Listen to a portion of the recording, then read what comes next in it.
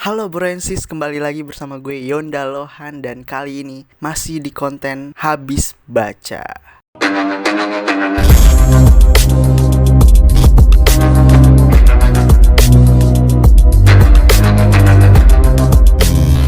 Nah, di konten Habis Baca ini, seperti biasa gue akan membagikan cerita tentang apa yang gue habis baca nih. Dan kali ini, gue habis baca tentang orang terkaya di dunia nih. Orang terkaya sepanjang masa. Sepanjang masa ya, jadi bukan di dunia yang sekarang ini ya, tapi sepanjang masa. Kalau gue tanya nih ke lu sekarang nih, siapa orang terkaya sepanjang masa yang lu tahu nih? Ya mungkin kebanyakan dari kalian paling bilang Bill Gates atau Jeff Bezos, atau mungkin Atta Halilintar. Namun saat gue hadir, semua raja berakhir ya. Atau mungkin Rafathar. Nah sayangnya jawaban itu tuh masih salah guys. Kalian pernah denger gak Raja Musa Keita I?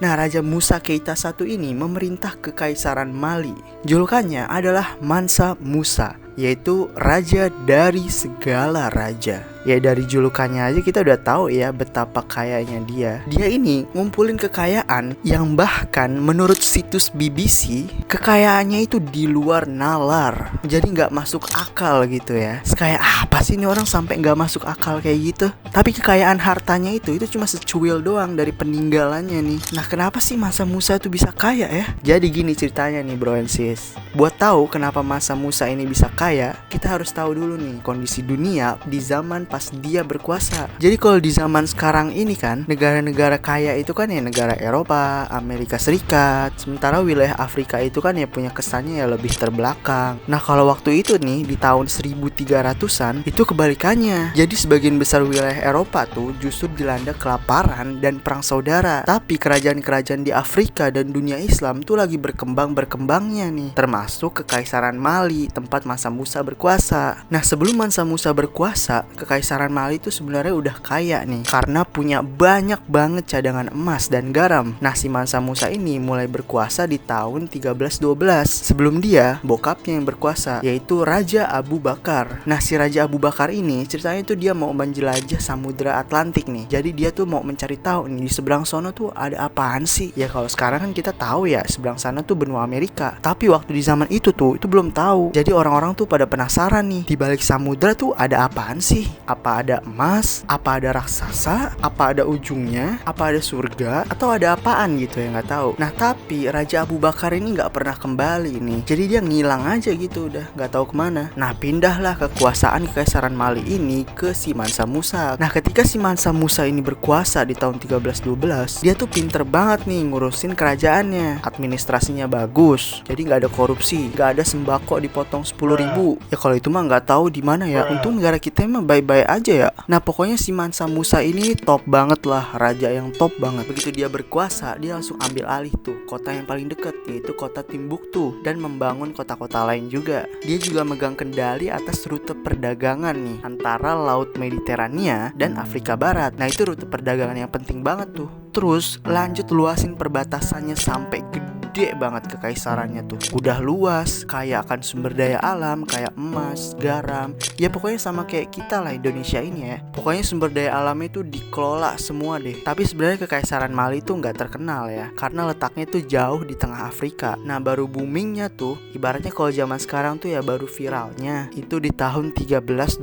Karena si Mansa Musa tuh pergi haji. Lah kok bisa pergi haji kok bikin kekaisarannya booming? Ya iyalah cuy, pergi hajinya dia bawa 60.000 orang. Jadi dia berangkat dari Mali menuju Mekah, ngebawa seluruh pejabatnya, tambah hakim-hakim kerajaan, pasukan tentara, penghibur, pedagang, penunggang kuda, dan 12.000 budaknya. Juga segerombolan kambing dan sapi buat persediaan makanan. Kan dia lewatin gurun Sahara ya tuh. Rombongannya tuh udah kayak kota yang berjalan dah pokoknya. Gede banget. Udah gitu, semua orang yang ada di rombongannya tuh pakai kain sutra. Sama ada emasnya juga nih yang nempel-nempel di kainnya. Udah segitu doang? Belum dong, ditambah ratusan onta yang masing-masing bawa emas ratusan kilogram. Beda gila. Kalau ketemu rombongan itu sih gue pengen minta satu sih emasnya ya buat beli McD sama boba. Nah cerita yang paling terkenalnya nih, pas rombongan si Sultan ini sampai di kota Kairo Mesir, dia tuh bagi-bagiin emasnya ke semua orang. Ngapain ngapain dia bagi-bagiin? Ya mau bagi-bagiin aja, namanya juga orang kaya. Sultan mah bebas coy. Dia kasih ke orang miskin, dia beli souvenir, dia bangun masjid. Ya pokoknya Sultan mah bebas lah ya. Niatnya sih emang baik ya mau bagi-bagi, tapi aksinya itu malah menyebabkan inflasi besar-besaran nih di Mesir. Jadi misalnya yang tadi satu emas bisa dapat banyak onta, sekarang cuma bisa 2 onta. Soalnya orang-orang kan punya banyak emas, jadi emas tuh nggak lagi berharga di sana. Nah, seorang sejarawan keturunan Umar bin Khattab bernama Syihabuddin al-Umari datang mengunjungi kota Kairo 12 tahun setelah kedatangan Mansa Musa. Dia ini bilang kalau penduduk Kairo tuh masih memuji-muji Mansa Musa. Jadi setelah 12 tahun pun orang-orang tuh masih seneng banget nih sama Mansa Musa. Jadi bayangin ya, waktu Mansa Musa datang tuh betapa orang-orang tuh bahagianya ya dibagi-bagiin emas yang banyak.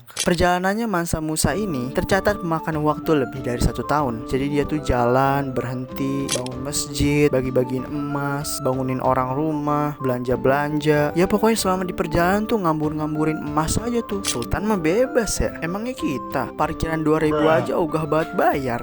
Nah, saat si Mansa Musa kembali, kisah-kisah tentang kekayaannya tuh menyebar ke seluruh dunia, sampai ke seberang laut ke Eropa. Dan Kekaisaran Mali beserta rajanya yang kaya itu jadi dianggap legenda nih. Jadi kayak diagung-agungkan gitu. Sampai-sampai mukanya Mansa Musa tuh dimasukin ke Atlas Katalan tahun 1375. Atlas ini tuh salah satu peta dunia terpenting Eropa nih pada masa abad pertengahan. Jadi kalau orang-orang mau pergi kemana-mana tuh ya pakai peta ini. Di bawah atlas itu ada gambar raja yang megang tongkat dan koin emas yang kinclong di sampingnya. Gila, bisa bayangin gak sih lo? Muka lo digambar di peta dunia.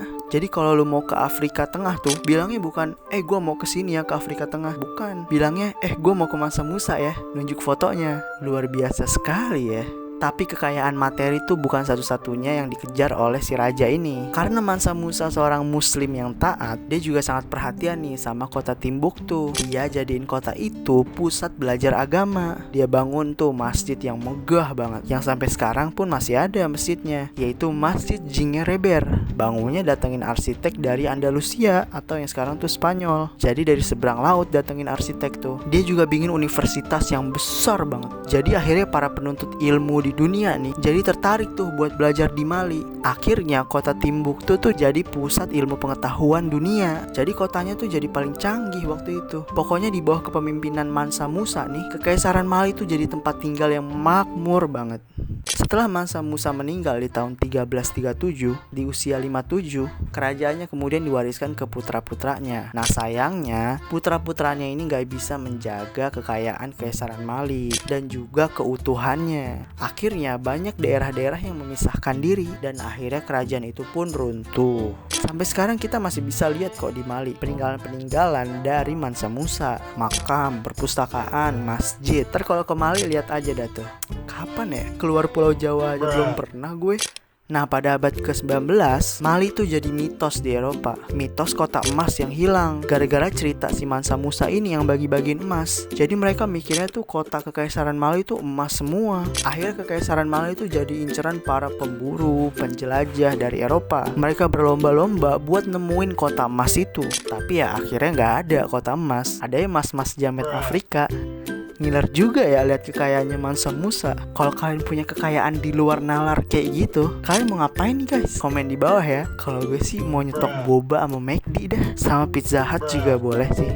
Segitu aja konten habis baca kali ini. Kalau kalian mau saranin gue mau bahas apa, kalian bisa komen di bawah ya. Bye bye.